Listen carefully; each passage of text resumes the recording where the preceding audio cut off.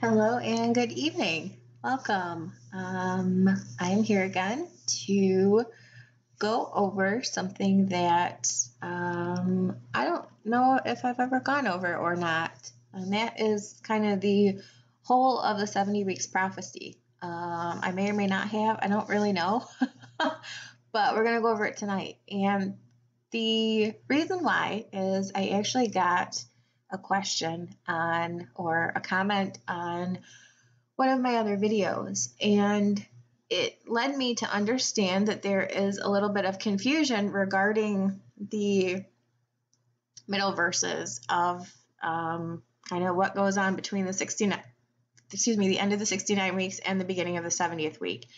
And so I thought we would go over that tonight.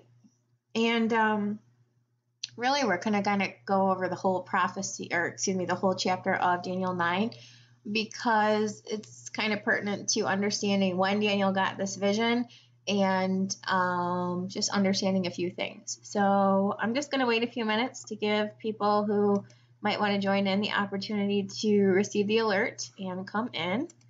And I will welcome you, those of you who are here, those of you who are going to be here that aren't here yet, and those of you who are watching after the fact. I, as always, very much appreciate your time and your attention.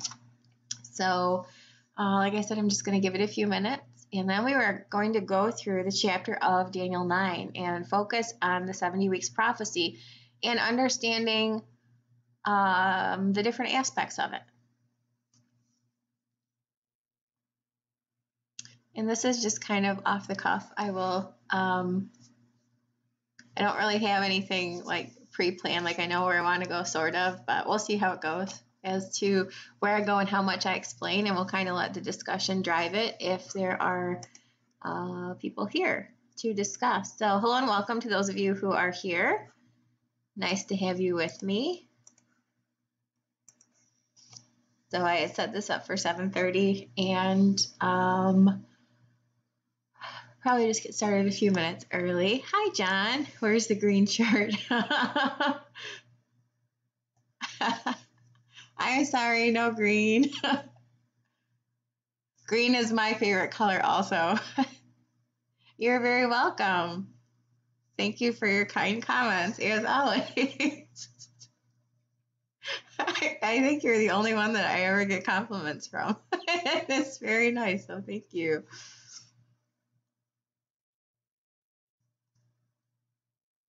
Trying to think what color shirt I had on. Red. I had a red sweater on today. Could have worn that, but it's a little bright. Yes, green is my favorite color. I don't really know why, but it just always has been. And it's really cold here. I think it's like 12 degrees today. So, yeah, sweaters are kind of my thing lately. And I have socks on this time. So hopefully I won't sit here and freeze like I normally do when I'm at my kitchen table.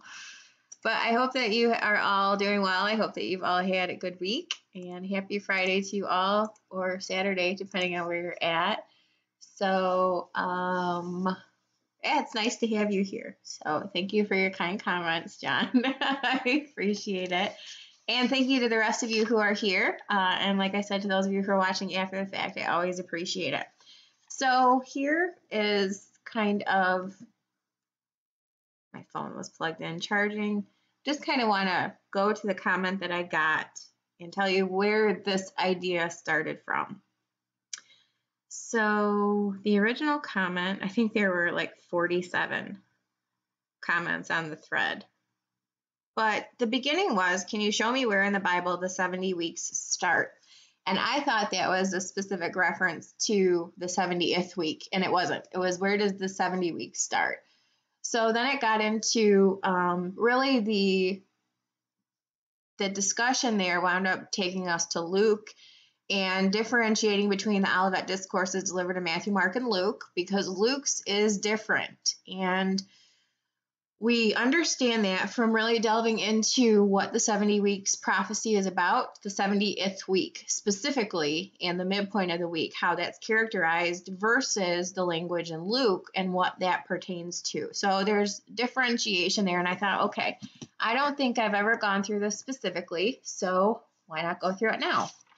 And we will go through the entire chapter just to kind of set the stage and to help everybody understand when Daniel received the prophecy, and maybe just give a little bit of background about it to help us, maybe if there's anybody who's unclear, just to kind of, help, I guess. But reading things in context, whole chapters, is always beneficial. I know that there are a lot of people who are familiar with the last 5 verses, Daniel 9:24 through 27, which is specifically where the 70 weeks prophecy is contained in those verses. 24, 25, 26, 27, 4 verses, not 5. I can't count. But the whole chapter kind of sets it up. So we're going to start at the beginning. And we find ourselves in the first year of Darius, the son of Ahasuerus, of the seed of the Medes, which was made king over the realm of the Chaldeans. So we're actually going to go to Daniel 2 in a little bit to see this too, because when we get into the 70 weeks prophecy, we understand the people group and how that people group that was mentioned is going to relate to the last empire also. And this will help, I believe, clear up the confusion that seemed to be present regarding verse 26 specifically. When we go to the statue in Daniel 2, we will understand more about Daniel 9:26. But anyway, so Daniel was in the captivity, in the Babylonian captivity. He had been taken captive to Babylon, which when you go to Daniel 1, explains that they were carried away to the land of Shinar, which is where the original one world everything was. And in Zechariah 5, just to kind of digress a little bit, Zechariah 5, it tells us that in the end times, wickedness will once again be set upon her base in the land of Shinar. So when people say that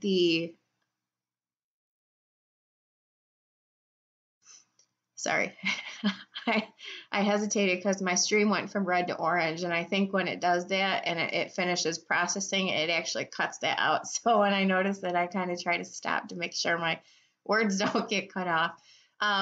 But where was I going with that? Babylon. I'm not sure if it's going to be Babylon, like the modern city Babylon, or Babel, where the original one world everything was, as far as where the end times will be relocated after the midpoint of the week and all of Jerusalem, everybody flees and all of that stuff. Wickedness will be set back upon her base in the land of Shinar. Shinar is associated with Babel. Nimrod, the original one world everything, that was in the plains of Shinar. And so it could be that the end times Babylon is associated with Babel rather than like the modern day city of Babylon. I'm not sure. But when you go to Daniel 1, it talks about how they were carried away captive to Shinar. And so that's where Daniel is at this time. The Babylonian Empire, headed by Nebuchadnezzar,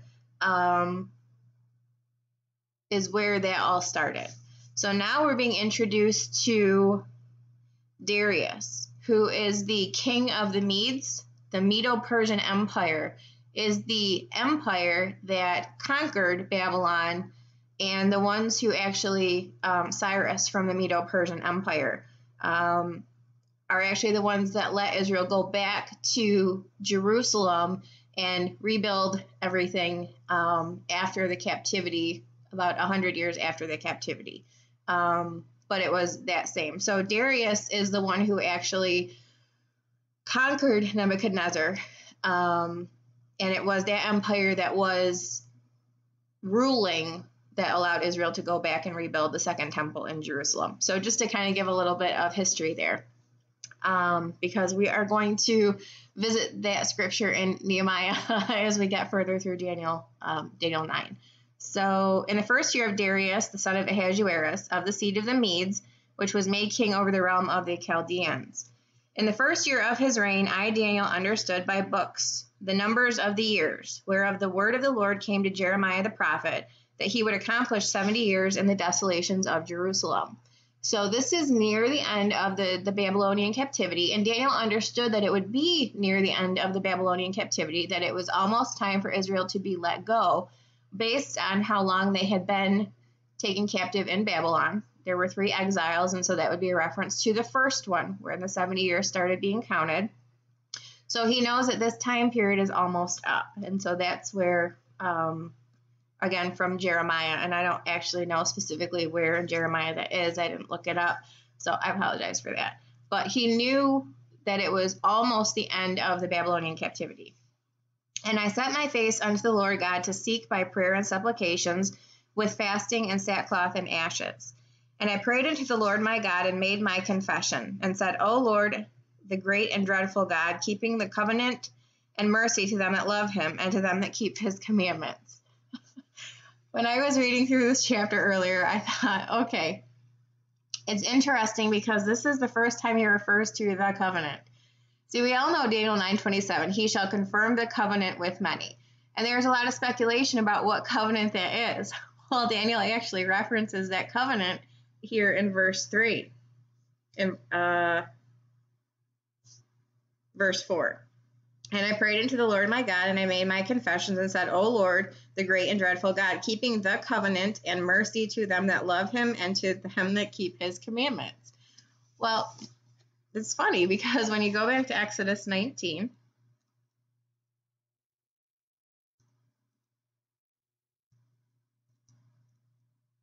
those were the stipulations that God put in place when he was covenanting with Israel at Sinai. He says in verse 4, Ye have seen what I did unto the Egyptians, and how I bare you on eagle's wings and brought you unto me. Now therefore, if you will obey my voice indeed, and keep my covenant, then ye shall be a peculiar treasure unto me above all people, for the earth is mine. And ye shall be unto me a kingdom of priests and an holy nation. These are the words which thou shalt speak unto the children of Israel. So it says, if you obey my voice indeed and keep my covenant. Well, what covenant was that? Talking about the Mosaic covenant there. So he says, keeping the covenant and mercy to them that love him and to keep his commandments. Well, that was what the Mosaic covenant was predicated upon, was keeping his commandments, being obedient to him. So this is just kind of another way that we understand what covenant he's actually talking about. And he's actually going to reference specifically the law of Moses as we continue on in Daniel 9.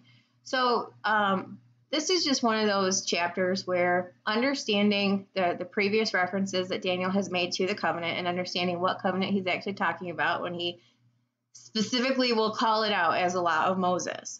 And we can understand very clearly that that is the covenant that will be confirmed or essentially reinstituted in the 70th week, which is specifically what Daniel 9:27 says. So anyway, when we continue on to Daniel 9:5, he says, We have sinned and have committed iniquity and have done wickedly and have rebelled, even by departing from thy precepts and from thy judgments. Neither have we hearkened unto thy servants the prophets, which spake in thy name to our kings, our princes, and our fathers, and to all the people of the land. O Lord, righteousness belongeth unto thee, and unto us confusion of faces, as at this day, to the men of Judah and to the inhabitants of Jerusalem, and unto all Israel that are near and that are far off, through all the countries whither thou hast driven them, because of their trespass, that they have trespassed against thee.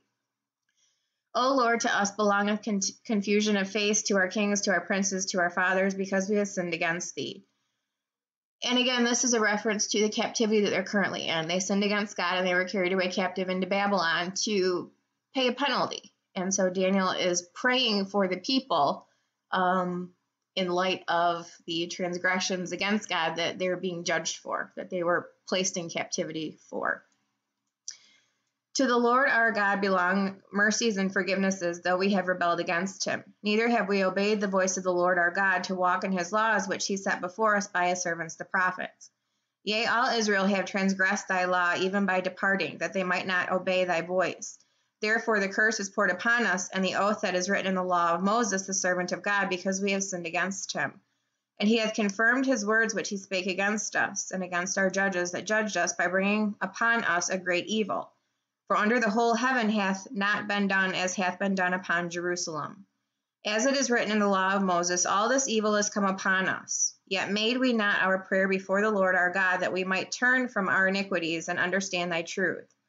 Therefore hath the Lord watched upon the evil and brought it upon us. For the Lord our God is righteous in all his works which he doeth, for we obeyed not his voice. And now, O Lord our God, thou hast brought thy people forth out of the land of Egypt with a mighty hand, and hast gotten thee renown as at this day. We have sinned, we have done wickedly. And that was referring to when he covenanted with them originally on Sinai after he led them out of Egypt. So this is all a reference back to the Mosaic law, the covenant that they transgressed.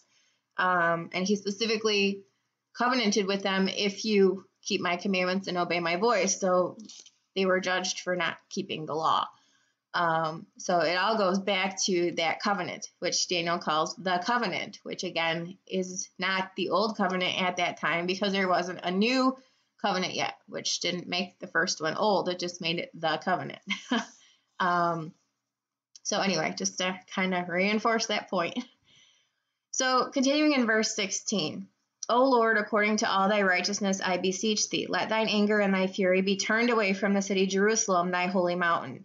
Because for our sins and for the iniquities of our fathers, Jerusalem and thy people are become a reproach to all that are about us. Now therefore, O our God, hear the prayer of thy servant, and his supplications, and cause thy face to shine upon thy sanctuary that is desolate for the Lord's sake. O my God, incline thine ear and hear. Open thine eyes and behold our desolations in the city which is called by thy name. For we do not present our supplications before thee for our righteousness, but for thy mercies. O Lord, hear, O Lord, forgive, O Lord, hearken and do. Defer not for thine own sake. O my God, for thy city and thy people are called by thy name. And whilst I was speaking and praying and confessing my sin and the sin of my people Israel, and presenting my supplication before the Lord my God for the holy mountain of my God, yea, whilst I was speaking in prayer, even the man Gabriel, whom I had seen in the vision at the beginning, being caused to fly swiftly, touched me about the time of the evening oblation. And he informed me and talked with me and said, O Daniel, I am now come forth to give thee skill and understanding. At the beginning of thy supplications, the commandment came forth, and I am come to show thee, for thou art greatly beloved. Therefore, understand the matter and consider the vision. So here we go. Daniel was praying for God's favor to be restored to the people and the city. Their transgression that they had been carried away into Babylon for, and Daniel, knowing the years were almost up, was praying for God to have mercy on them, even though they sinned against him.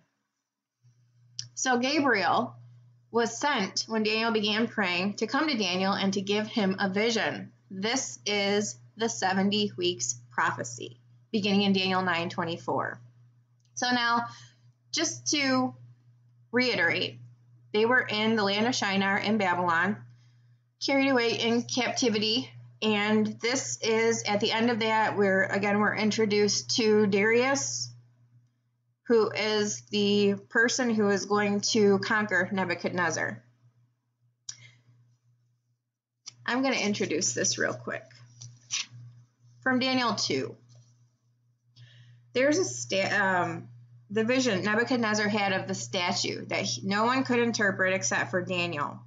It was the statue of gold and silver and bronze and iron, and then the feet of iron and clay.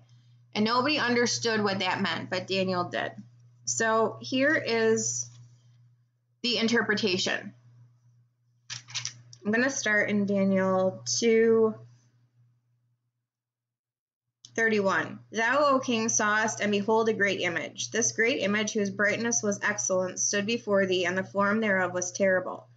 This image's head was of fine gold, his breast and his arms of silver, his belly and his thighs of brass, his legs of iron, his feet part of iron and part of clay. So Daniel 2:33 is going to become really, really important when we get to Daniel 9:26. His legs, the statue, his legs were of iron, which is, we're going to learn, is one kingdom. And then there's another kingdom, his feet part of iron and part of clay. So The legs were iron and the feet were part iron and part clay, which means that this last empire will be partly like a previous one. Thou sawest till a stone was cut without hands, which smote the image upon his feet that were of iron and clay, and brake them into pieces. So that's the empire that's going to exist when Jesus comes back. Jesus is the stone, and the feet of iron and clay, 10 toes, representative of the 10 kings. That's the empire that will exist in the end times, like I said, when Jesus comes back. Then was the iron, the clay, the brass, the silver, and the gold broken to pieces together, and came like the chaff in the summer threshing floors. And the wind carried them away, that no place was found for them. And the stone that smote the image became a great mountain and filled the whole earth. This is the dream, and we will tell the interpretation thereof before the king.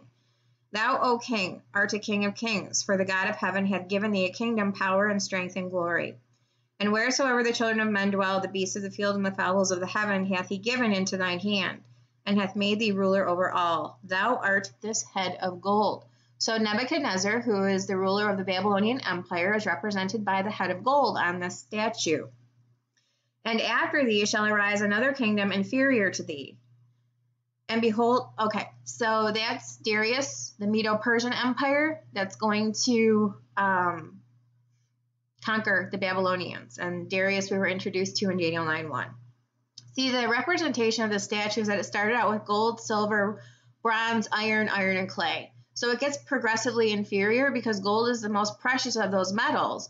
And the next metals are, essentially, it's going to become inferior to the point where clay is just easily broken. So that's kind of the interpretation. And silver is inferior to gold. Bronze is inferior yet to silver, which is inferior to gold. Iron is inferior to all of those, and then iron and clay, which is the most breakable, the least precious of all of the metals, and that will be broken first, and then everything else will be broken.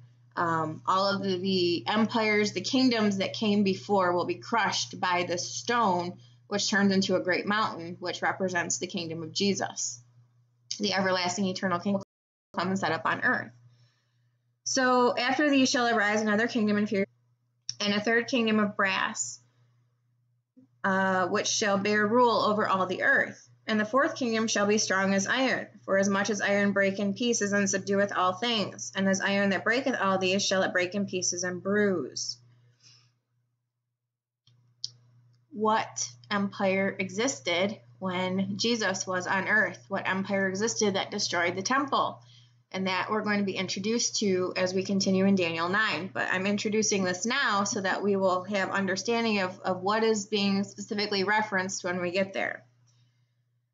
And whereas thou sawest the feet and toes, part of potter's clay and part of iron, the kingdom shall be divided, but there shall be in it for the strength of the iron, for as much as thou sawest the iron mixed with miry clay.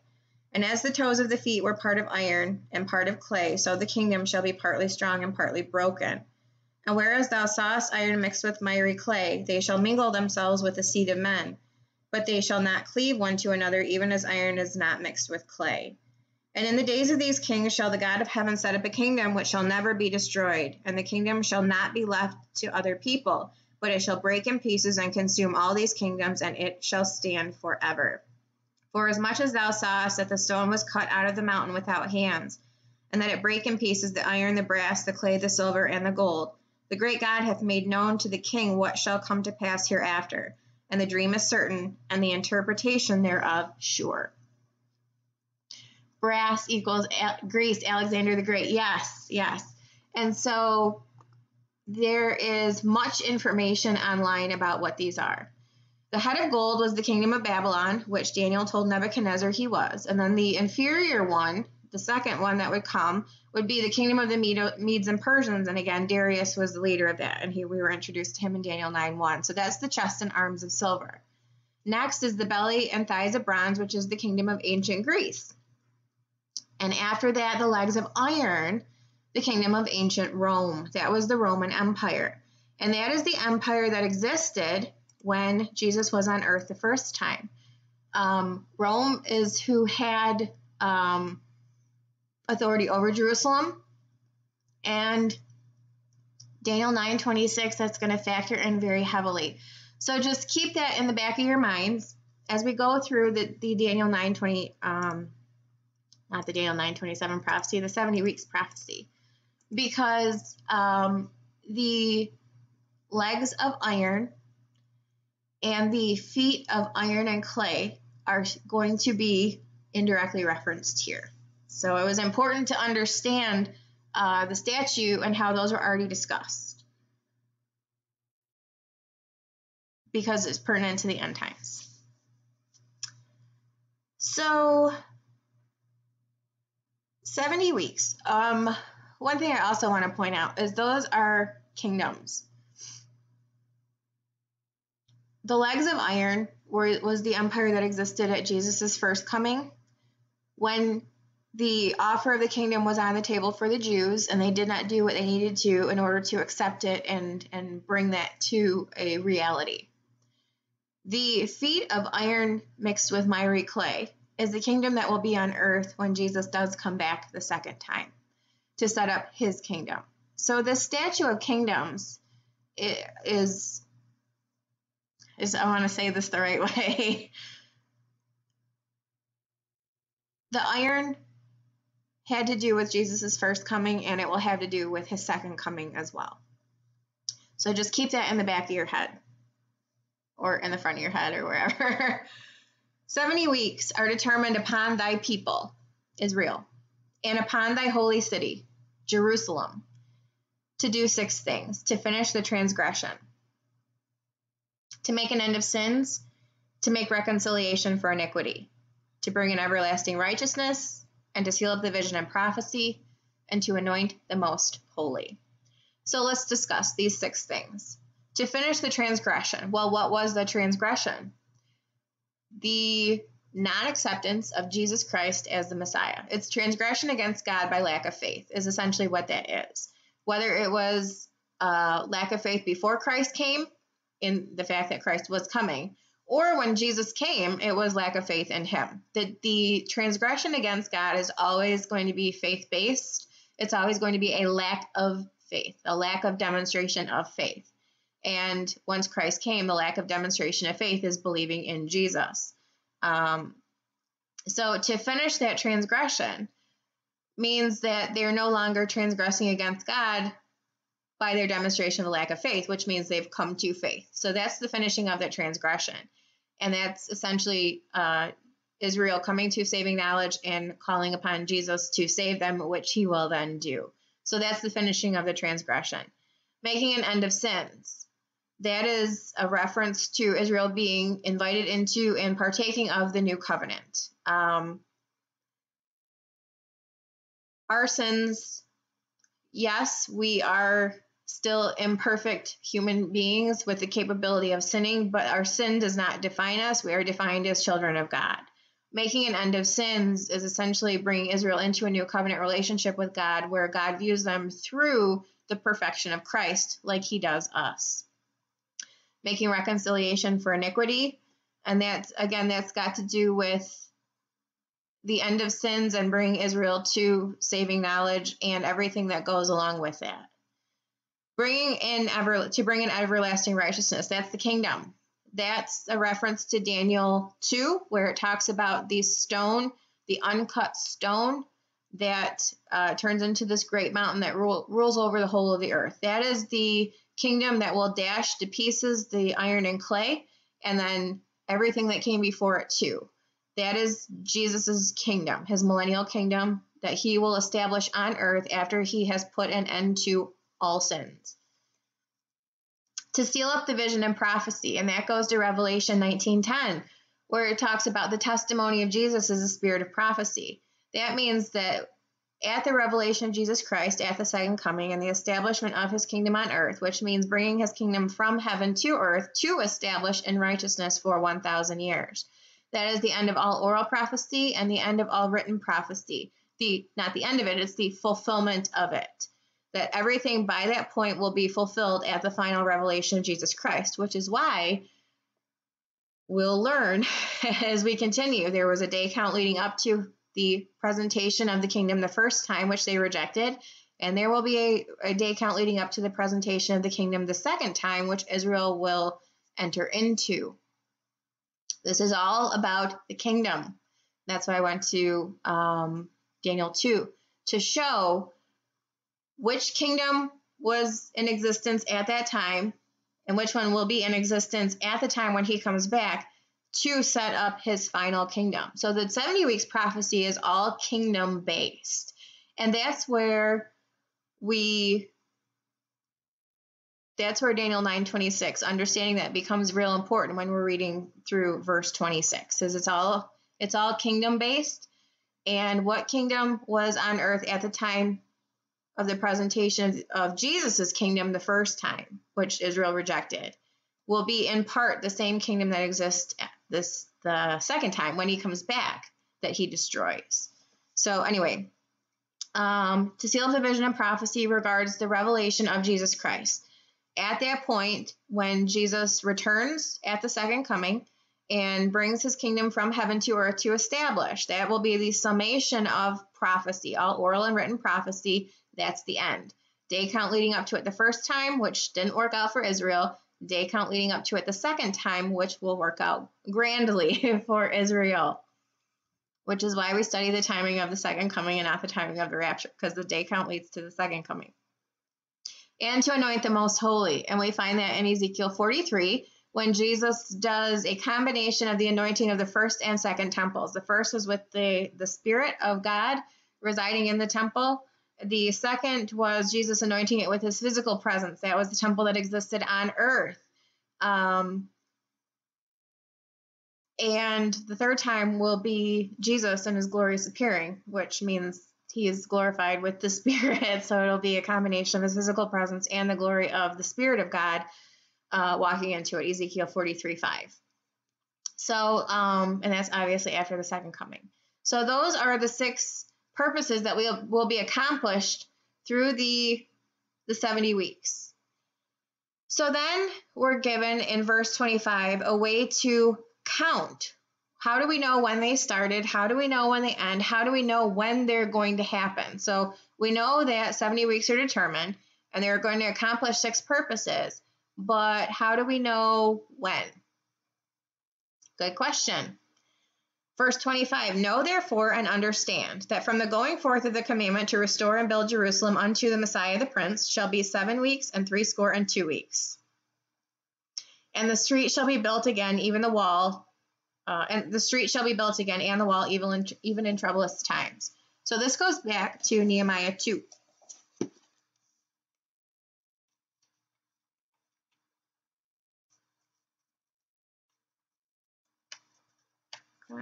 There we go.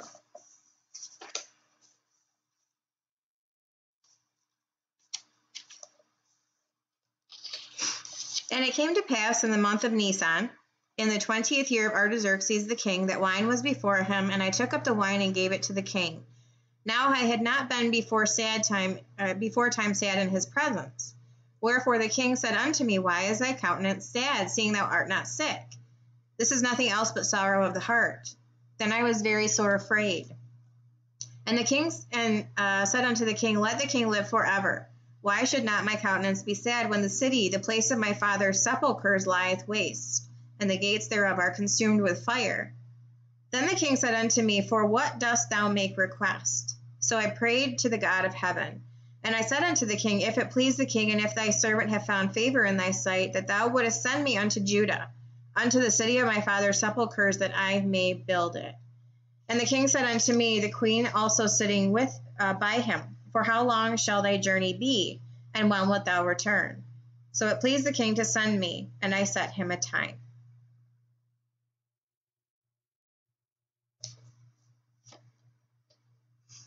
Know therefore and understand that from the going forth of the commandment to restore and to build Jerusalem unto the Messiah the Prince shall be 7 weeks and 62 weeks. The beginning of the 69 weeks of years begins with Nehemiah 2, and Artaxerxes giving Nehemiah the okay to go to Jerusalem and begin to rebuild it. That was in the month of Nisan in 445 BC.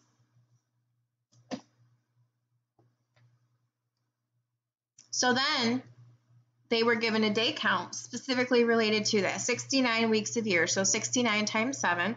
There's a day count associated to that too. So there's two prophecies that specifically relate to the presentation of the Messiah. And it wasn't his birth that it led up to. It was the presentation of the kingdom. Palm Sunday, the triumphal entry. Matthew 21. The prophecy also, aside from Daniel's day count here in verse 25, is found in Zechariah 9, where it talks about the king, behold, thy king cometh unto thee, lowly and meek, riding the colt, the foal of an ass. So it talks about him riding the donkey. And that was how they knew when they saw him that he was attempting to bring the kingdom on that day. So Daniel's day count here in verse 25. Know therefore and understand that from the going forth of the commandment to restore and to build Jerusalem, which is Nehemiah 2, unto the Messiah the Prince shall be 7 weeks, 62 weeks. So 69 weeks of years elapsed from Nisan in 445 BC, Nehemiah 2, to Matthew 21, the presentation of the kingdom, the victorious king, where all of the people greeted him with palms, and the religious leaders said, make him stop. They didn't agree. They didn't believe him. They did not give their consent to accept Jesus. And that was the caveat to this, is all of Israel had to accept him, and not all of Israel did. But this is one of two very specific places that leads from this day to this day, there will be this much time. So if you count, you're going to know which day that is. So Daniel 9:25 and Zechariah 9 both lead to the presentation of the Messiah, the victorious king, on Palm Sunday in 32 AD.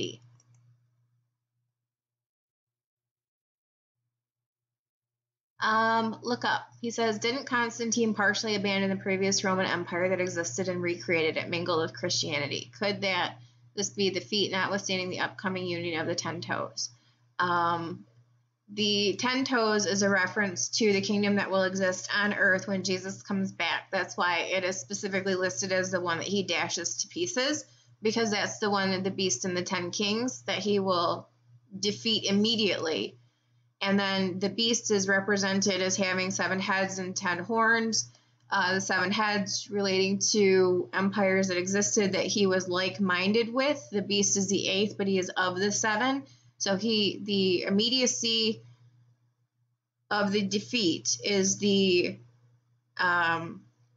a couple different references, but the 7 heads and 7 previous kings, 5 are fallen, 1 is, another is not yet, he must continue a little space, and the beast is the 8th of the 7, like-minded of the 7. That comes from Revelation 17. And then the other description of the kingdoms is, there's one in Daniel 7, talking about I don't want to get too far off topic. And then the statue is another one. So regardless of Constantine or what it could represent, the reference there is that the 10 toes mixed iron and miry clay will be what exists at the time Jesus comes back and what he immediately defeats. So, and again, those 10 kings are pictured as part of the beast with the 7 heads and the 10 horns representing 10 kings that will exist at that time, and the 10 toes and the 10 kings, those are going to be synonymous with one another. So I don't know the answer to your question, only that whether it could apply or not, I don't know, but it doesn't, for the purpose of that prophecy, apply to Constantine. So we go to Daniel 9:25. So there were 2 day counts specifically leading up to the presentation of the kingdom the first time that Israel did not corporately accept. So it was taken off the table, delayed to a point in the future.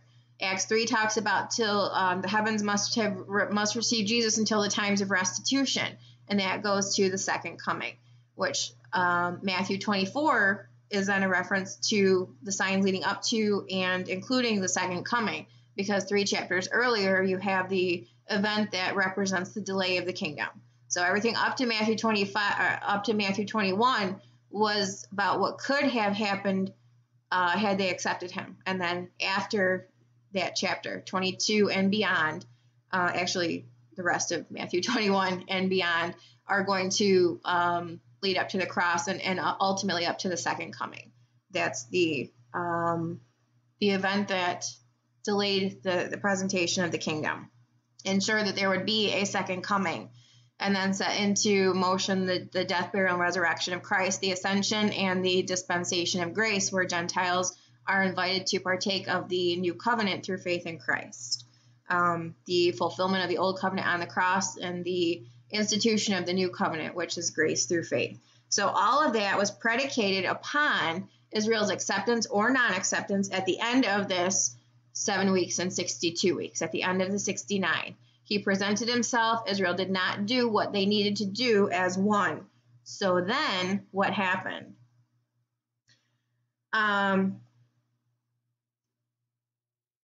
The street shall be built again in the wall, even in troublous times. And that talks about the building, the restoration of Jerusalem in Nehemiah 2. That's exactly what verse 25 talks about. It's just kind of the rest of that. So presentation of the king on Palm Sunday, and they rejected it. Again, this goes to the kingdoms. He was attempting to bring the kingdom, the everlasting kingdom, and they did not accept him as one, which they needed to do, which served as a rejection. But that was the day, the end of the 69 weeks of years. So because Israel did not do what they needed to do, then we have verse 26. And after 62 weeks, which in the previous verse it was 7 weeks and then 62 weeks. So 62 weeks is the end of the 69 weeks.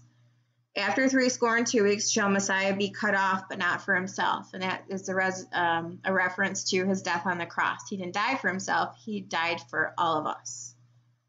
And the people of the prince that shall come shall destroy the city and the sanctuary, and the end thereof shall be with a flood, and unto the end of the war desolations are determined. So this is the verse that led me to go back through Daniel 2.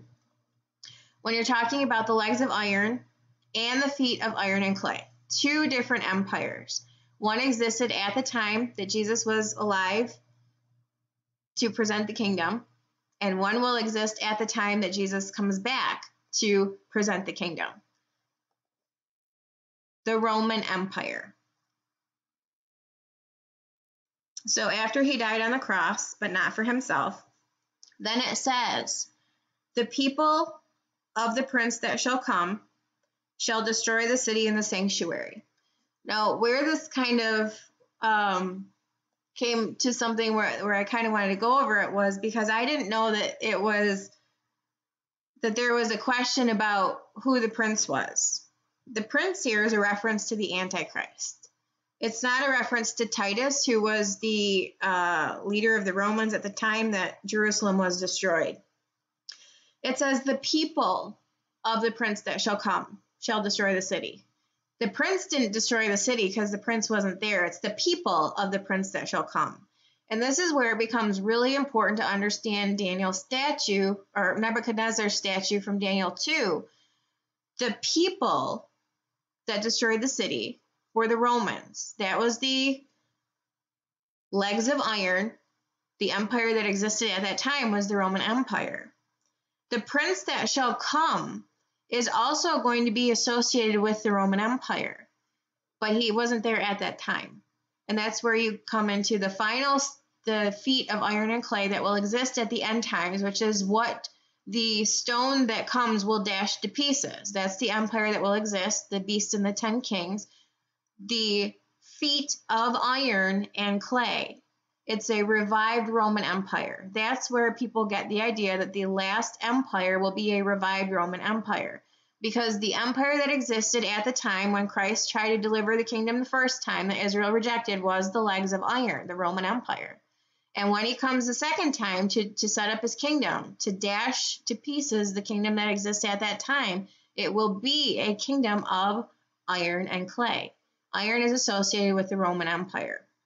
So it's not that the prince was the leader of the Roman Empire at that time. It's that the prince, who is synonymous with the Antichrist, is going to be of an empire that is similar to the one that existed at the time Jesus was on earth the first time, which was the Roman Empire. But it's very clear that it says the people of the prince that shall come shall destroy the city. The people were the Roman army. So they destroyed the city and the sanctuary. That was 70 AD. And that was specifically what Jesus said was going to happen. On Palm Sunday, they rejected him in Matthew 21. Matthew 23, just before the Olivet Discourse, Jesus is delivering woes to the Pharisees, the religious leaders, who are the ones that rejected him, who are the reason that blindness was cast over Israel, and the reason that that Jesus' crucifixion was demanded. They're the one that stirred up the crowd to demand his crucifixion. So he's delivering woes to them. And the very last one was in verse 37, O Jerusalem, Jerusalem, thou that killest thy prophets and stonest them which are sent to thee. How often would I have gathered thy children together, even as a hen gathereth her chickens under her wings, and ye would not. Behold, your house is left unto you desolate. And then he says, there's going to be a second coming that I'm going to come back. And it says, for I say unto you, ye shall not see me henceforth, till you shall say, blessed is he that cometh in the name of the Lord. So first coming had been delayed, second coming now set. And the iron has got to do with the empire that existed and will in part exist again. And that's, again, where people get the idea of a revived Roman Empire because of that iron. But it's very clear in Daniel 2 that the empire that will exist, that Jesus will dash to pieces, is the iron and clay. Thou sawest till a stone which was cut without hands, which smote the image upon his feet that were of iron and clay, and brake them into pieces. Then was the iron, the clay, the brass, the silver, and the gold broken to pieces together, and became like chaff in the summer threshing floors. And the wind carried them away, and no place was found for them.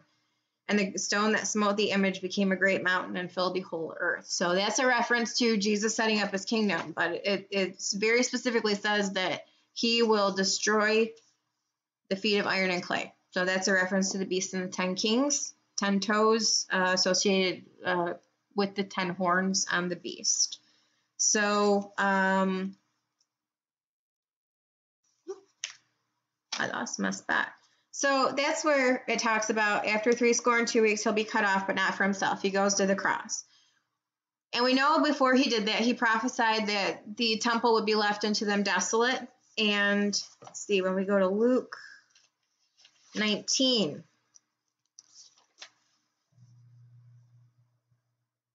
So this is where we're told that the blindness was cast over Israel's eyes in conjunction with the rejection of the religious leaders upon the triumphal entry. And this comes from Luke 19:35. And they brought him to, this is the donkey that he sent the disciples to get. And they brought him to Jesus, and they cast their garments upon the colt and set Jesus thereon. And as he went, they spread their clothes in the way. And when he was come nigh, even now at the descent of the Mount of Olives, the whole multitude of the disciples began to rejoice and praise God with a loud voice for all the mighty works they had seen, saying, Blessed be the King that cometh in the name of the Lord, peace in heaven and glory in the highest. And some of the Pharisees from among the multitude said unto him, Master, rebuke thy disciples. And he answered and said unto them, I tell you that if these should hold their peace, the stones would immediately cry out.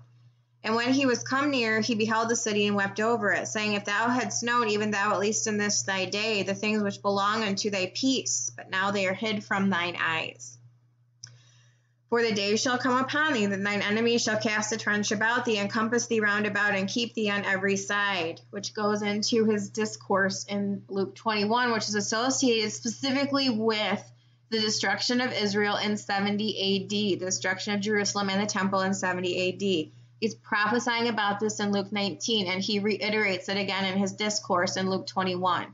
Luke 21 is not about the abomination of desolation. It is about the desolations that are determined from 70 AD to the end, which is what the last part of Daniel 9:26 specifically talks about. But it says, For the days shall come upon thee, and thine enemies shall cast a trench about thee, and compass thee round, and keep thee in on every side. and shall lay thee even with the ground, and thy children within thee, and they shall not leave in thee one stone upon another, because thou knewest not the time of thy visitation.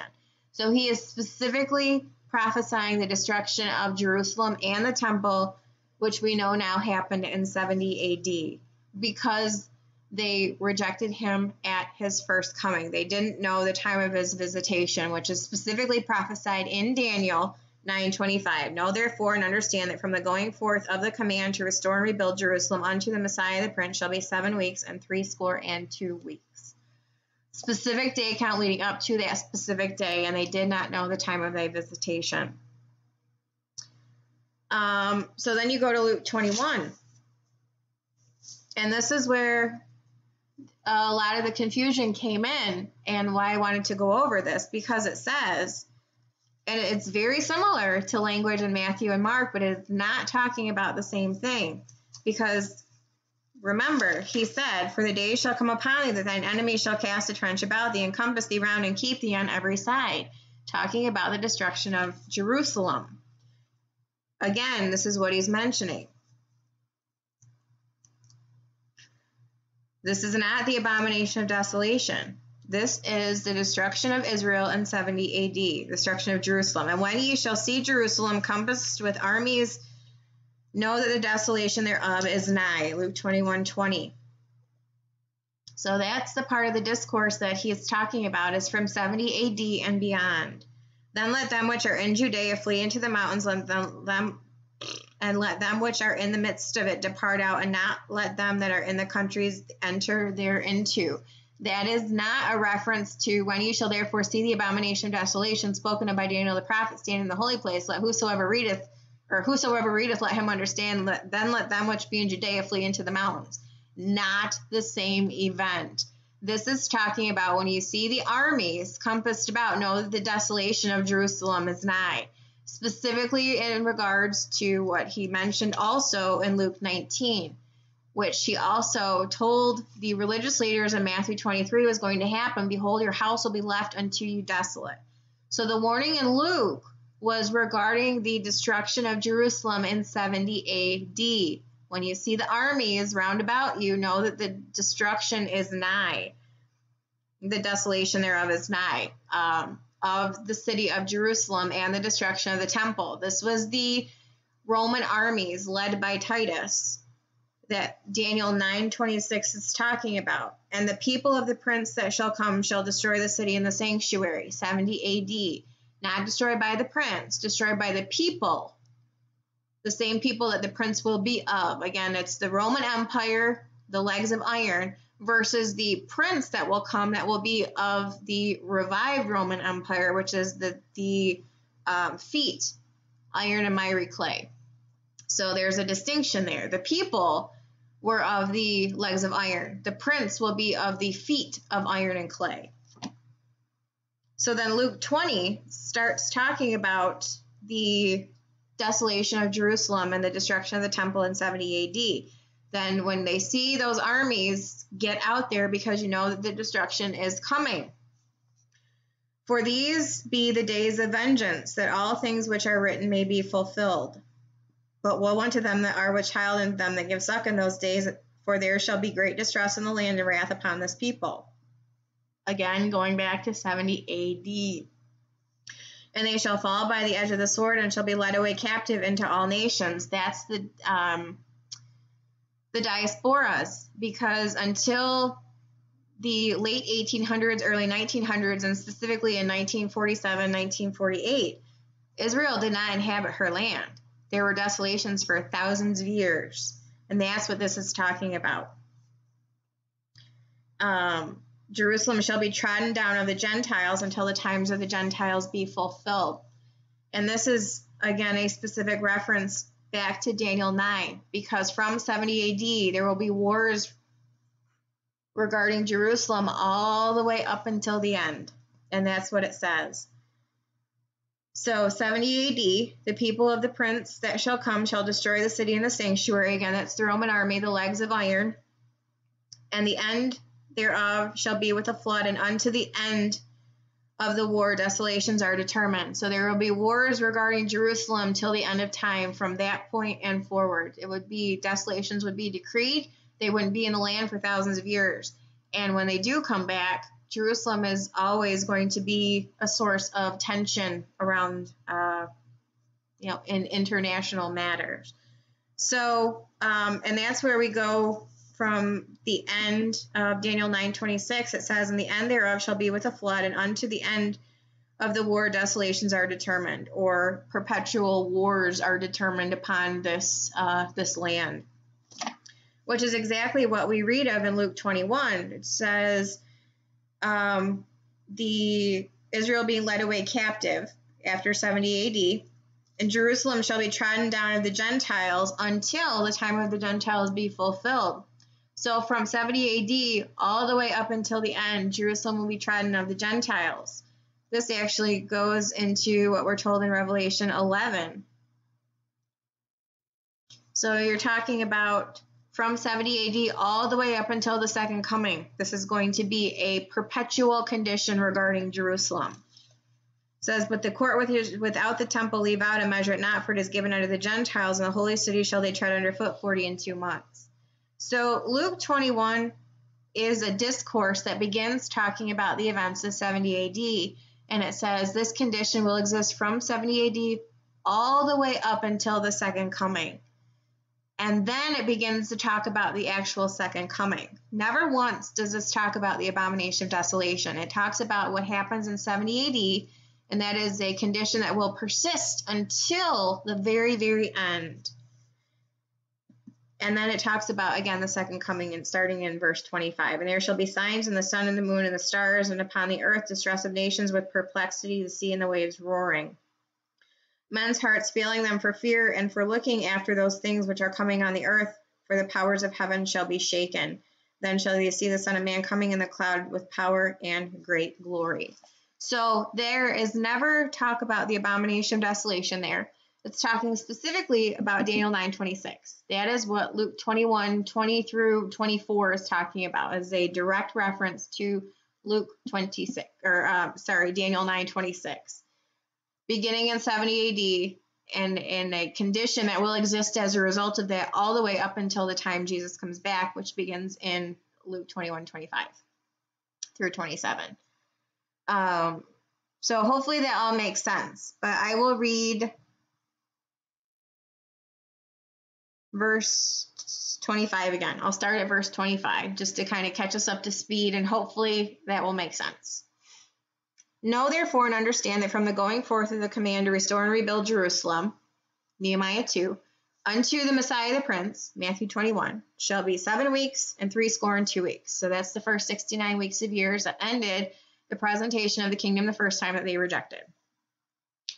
"The street shall be built again, and the wall even in troublous times." And that's talking about Nehemiah 2, because we have to recall that Daniel was in the captivity, and this was just prior to the end of it. So it would have been like 538-ish BC, and the temple would have been destroyed in 580-something-ish BC. So about 50 years before that, the temple would have been destroyed. The city and the temple would have been destroyed. And so the prophecy is that those things will be rebuilt. Well, after the captivity, the okay to do that was again given by Artaxerxes and Nehemiah 2, to go and rebuild. So he's telling Daniel, Gabriel's telling Daniel that even though the temple and the city were destroyed, they'll be built again.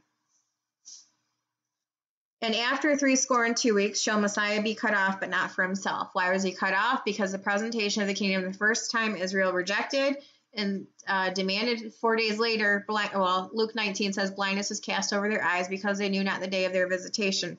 The things which belong unto thy peace, but now they are hid from thine eyes, because they didn't recognize that time. So 4 days later, they specifically demanded his crucifixion. And that's why Luke's account tells us not only was blindness cast over their eyes, that things were hid from thine eyes. Jesus also says, "Father, forgive them, for they know not what they do." They didn't know what they were doing because that blindness had been cast over their eyes, because the things belonging to their peace had been hid because they didn't do what they needed to do and accept the kingdom. So that's all in Luke's account. So he was cut off, but not for himself. Not for himself, because he died for the sins of the world. And the people of the prince that shall come shall destroy the city and the sanctuary. That's the legs of iron, the Roman Empire. The prince being of the feet of iron and miry clay, which will exist in the future, that Jesus will come to earth and directly destroy at the second coming. And then again, you've got the representation of the beast and the seven heads, which belong to kings, which headed up kingdoms. There's a relevance to the statue and all of that stuff. So that was in 70 AD. And this destroy the city and the sanctuary, which again he prophesied as woe to the religious leaders. Their temple, their house would be left into them desolate. And in Luke's discourse, them being instructed to flee when they see the armies encircling the city. And the end thereof shall be with a flood, and unto the end of the wars desolations are determined. So essentially from 70 AD to the second coming, there would be wars regarding Jerusalem. So that's regarding the first 69 weeks of years. Jesus came to present the kingdom. They didn't accept it, so he went to the cross. And in 70 AD, because they didn't accept it and they sent him to the cross, they were judged for that. And they were dispersed for thousands of years until they were brought back into their land in 1940s, started coming back in the late 1800s, and specifically in 1948 after World War II. They were given their land back. So that's got to do with the desolations determined. So now you go to the prophecies in Ezekiel 36, which talk about the land beginning to produce fruit in preparation for the people to return. Then you go to Ezekiel 37, which talks about the dry bones prophecy and the return of the people. So you have the land preparing to take care of the people that will be there, and then the people coming back. And they're going to dwell in some kind of a faux safety or secure situation, talking about Ezekiel 38. But anyway, so Israel comes back to the land after these thousands of years of being gone, after all of these desolations. Israel was essentially a wasteland, but the land began to prepare for her to return, and then the dry bones prophecy of her actually returning. And now she inhabits the land. She has a internationally recognized right to be there. At some point in the future, the 70 weeks prophecy has to conclude. 69 weeks of years are done. Jesus went to the cross. This is the dispensation of grace, all of that. Okay, Israel's back in the land. Okay, now what? This is where we get into Daniel 9:27. And he shall confirm the covenant with many for 1 week. So who? Well, the prince that was addressed in Daniel 9:26. The people of the prince that shall come. The people destroyed the city, but it said the prince that shall come. So this prince that shall come is the one that's going to confirm the covenant with many for 1 week. This will be the conclusion of the 70 weeks prophecy. This is the 1 week of years, the final 7 years that is left outstanding of the 70 weeks prophecy. 69 are done, 1 remaining. He shall confirm the covenant with many for 1 week. In the midst of the week, he shall cause the sacrifice and the oblation to cease. So we know from that there will be a temple in place and a sacrificial system. And again, we talk about the covenant. Well, when you go up to Daniel 9:3, 9:4, he's 9:5. He specifically talks about what covenant this is. And I prayed unto the Lord my God and made a confession and said, O Lord, the great and dreadful God, keeping the covenant and mercy to them that love him and to them that keep his commandments. Well, that goes back to Exodus 19, where he says, if you obey and keep my commandments, I will make you a nation of priests and a peculiar people and all of that stuff. It's got to do with the conditional covenant. If you do this, then I will do this. And the one thing that they were instructed to do is obey and keep his commandments. So the covenant, what this is, was already talked about at the beginning of Daniel 9, and he's reintroducing it to say this is the covenant that he's going to confirm in this last week of years, this last 7 years. So he shall confirm the covenant with many for 1 week. And in the midst of the week, he'll cause the sacrifice and the oblation to cease, and for the overspreading of abominations, he'll make it desolate. So the covenant is a return to the sacrificial system, and that's why the temple is so important. And in the midpoint of the week, those things are going to be taken away. And for the overspreading of abominations, he will make it desolate. This is actually referenced in Matthew 24. In Matthew's Olivet Discourse, it is the abomination of desolation. It is the 70th week in view, not the destruction of the temple in 70 AD in view, like it was in Luke. But in in Matthew 24:15, he says, when ye shall therefore see the abomination of desolation spoken of by Daniel the prophet stand in the holy place, do this, this, and this. Well, Daniel 9:27 says it's going to happen in the midpoint of the 70th week. For the overspreading of abominations, he'll make it desolate. He also describes it in Daniel 11:36. And the king shall do according to his will, and he shall exalt himself and magnify himself above every god, and shall speak marvelous things against the God of gods, and shall prosper till the indignation be accomplished, for that is determined shall be done. He shall prosper till the indignation be accomplished. Well, that's the end of Daniel 9:27. Even until the consummation, and that determined shall be poured upon the desolate, or the destruction of the desolator. We also read of the abomination of desolation described in 2 Thessalonians 2:4.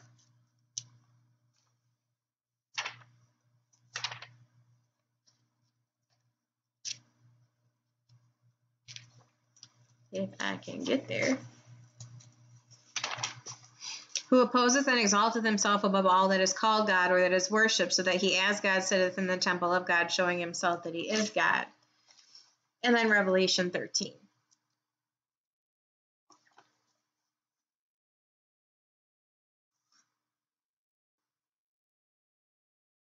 And there was given unto him a mouth speaking great things and blasphemies, and power was given unto him to continue 42 months. So this is happening at the midpoint, and he's given power to continue for the last half of the week. So in the midst of the sacrifice and oblation to cease, and for the overspreading of abominations he shall make it desolate. Blasphemy against God, to blaspheme his name and his tabernacle, and them that dwell in heaven. So the abomination of desolation is the exaltation of the Antichrist, the Antichrist trying to exalt himself above all that is called God. It is not anything to do with armies or encircling Jerusalem or anything like that.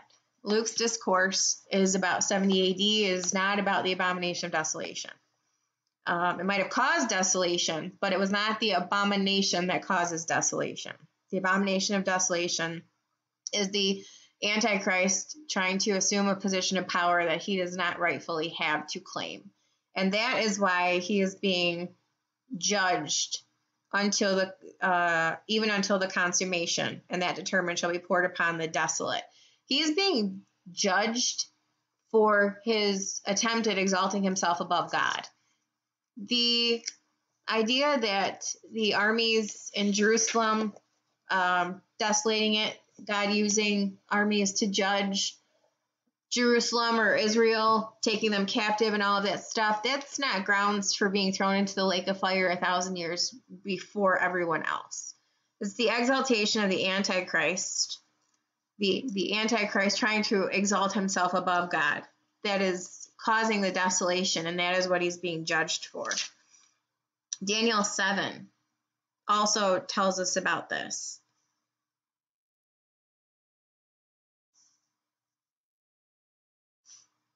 There's a bunch of night visions that Daniel has, all of the same thing, and it's essentially of the final kingdom, Jesus returning to judge and setting up his kingdom in place of the kingdom that exists at that time. Start in verse 7 of Daniel 7. And after this I saw in the night visions, and behold, a fourth beast, dreadful and terrible and strong exceedingly, and it had great iron teeth. Here's the iron again. It devoured and brake in pieces and stamped the residue with the feet of it, and it was diverse from all the beasts that were before it, and it had 10 horns. There's the 10 again. I considered the horns, and behold, there came up among them another little horn. That's the Antichrist, before whom were three of the first horns plucked up by the roots. And that's a reference to the beginning of the chapter where it talks about the beasts that existed, which represent kingdoms that existed that ended before he came. So it's not 3 of the 10 horns plucked up. It's 3 of the previous kingdoms that existed that were plucked up by the roots, and he replaced them, essentially. This beast that was diverse, or terrible and diverse from them all, is the 4th after the 3 that were plucked up. And behold, in this horn were eyes like a man, and a mouth speaking great things. And I beheld till the thrones were cast down, and the Ancient of Days did sit, whose garment was white as snow, and the hair of his head like the pure wool. His throne was like the fiery flame, and his wheels as burning fire. A fiery stream issued and came forth from before him. Thousands ministered unto him, and 10,000 times 10,000 stood before him. The judgment was set, and the books were opened. I beheld them because of the voice of the great words which the horn spake. This is the Antichrist. I beheld then because of the voice of the great words which the horn spake. I beheld even till the beast was slain, the beast Revelation, so this is the Antichrist, his body destroyed and given to the burning flame. And concerning the rest of the beasts, they had their dominions taken away, yet their lives were prolonged for a season and a night. And then again, it just talks about Jesus coming back to establish his everlasting kingdom. I saw in one night vision, and behold, one like the Son of Man came with the clouds of heaven, and came to the Ancient of Days, and they brought him near before him. And there was given him dominion and glory and a kingdom, that all people, nations, languages should serve him. His dominion is an everlasting dominion which shall not pass away, and his kingdom that which shall not be destroyed. So that is Daniel 9:27. With Daniel 9, I think in Daniel 9:27, which is the prophecy of the 70th week.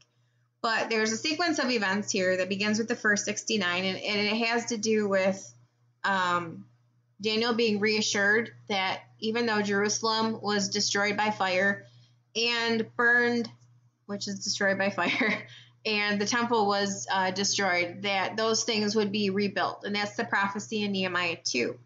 And that was the specific day count that led to a specific event, and that was the presentation of the kingdom, Matthew 21. That was after 7 weeks and 62 weeks, unto Messiah the Prince. So that was the day count associated to the day of visitation. And Luke 19 talks about them not knowing their day of visitation, and so all of these other things were set in motion. The first of which, Daniel 9:26 tells us, after 62 weeks shall Messiah be cut off, but not for himself. So Jesus went to the cross because Israel rejected the presentation of the kingdom that first time. There will come a presentation of the kingdom the second time, and it will be a revival. The empire will be a sort of revival of the same empire that existed at the time that Jesus came the first time and was sent to the cross. The legs of iron versus the feet of iron and miry clay. So it's a revival. It's the people of the prince that shall come, the people, the legs of iron, that destroyed the city and the sanctuary.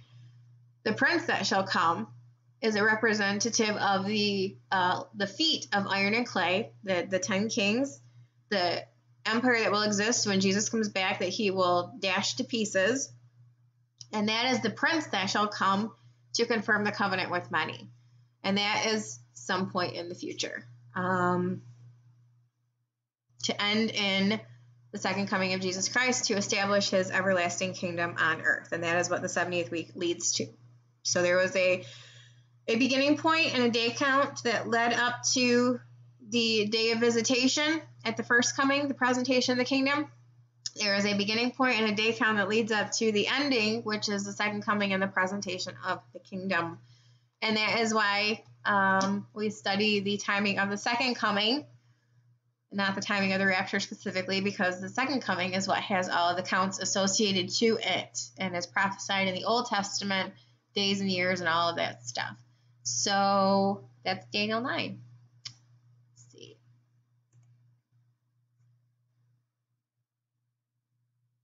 Yeah, it had to be a unanimous decision. One consent, yes. So does anybody have anything else? Hopefully that was clear. If there were any questions, I hope that I answered them. But I don't think I've gone over that specifically before. But Daniel has a lot of interesting prophecies in it. It's an interesting book to read. It's sealed up to the time of the end, when knowledge shall run to, or people shall run to and fro, and knowledge be increased. That's talking about the Jews and their quest for knowledge in the 70th week specifically, and specifically after their flight out of Jerusalem, because they're going to try to understand, and nobody's going to until the blindness is removed.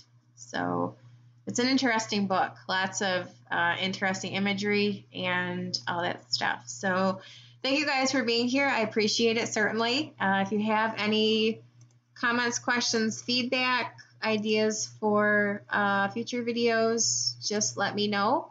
But as always, I appreciate you guys being here.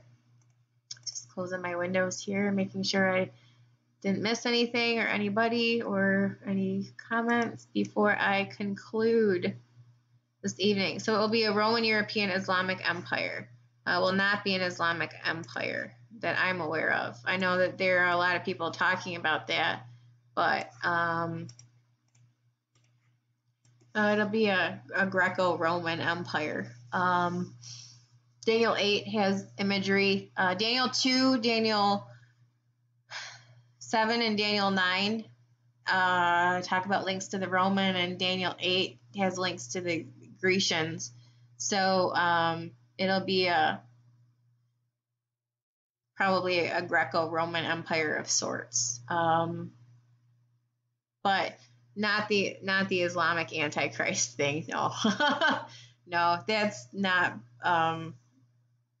That's nowhere suggested in the Bible. I think that people get the idea of that from how people will be killed in the 70th week, like beheaded or whatever like that. I don't know, but it's not. That's probably it's a revived Roman Empire of sorts. Do I think Israel will be attacked this year before they celebrate the 71st year? I don't know. I have no idea. Maybe. It's possible. Talk about like a Gog-Magog scenario. It's possible. I do not know.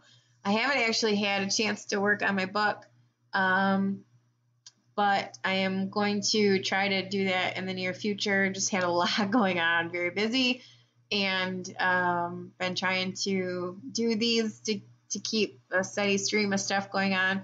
But I'm going to try to work on that this weekend, and it's possible. I mean, it's always possible. Second coming -7, and there's Gog and Magog. So if the second coming is in 2026, then yeah, Gog and Magog could happen this year.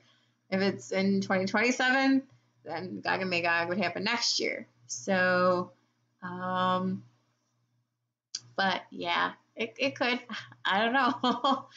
But thank you guys for being here. I appreciate it, and I hope that you all have a good evening. Comments, questions, feedback, always appreciated. If you have any thoughts for what you would like me to go over next, just let me know. So have a great night and have a good weekend, everybody, and thank you for being here.